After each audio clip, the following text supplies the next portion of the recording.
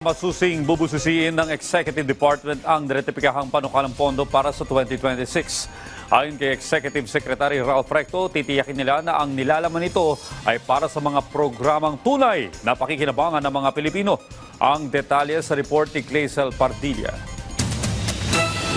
Natanggap na ng ehekutibo ang niratipikahang 2026 General Appropriations Bill ng Kongreso. Ayon kay Executive Secretary Ralph Recto, sumasailalim na ito sa masusing pag-aaral. Mismong si Pangulong Ferdinand R. Marcos Jr.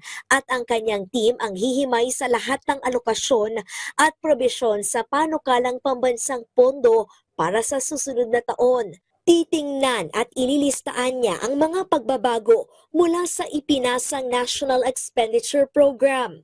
Sisiguruhin na legal, teknikal at naayon ito sa pangangailangan ng mga Pilipino.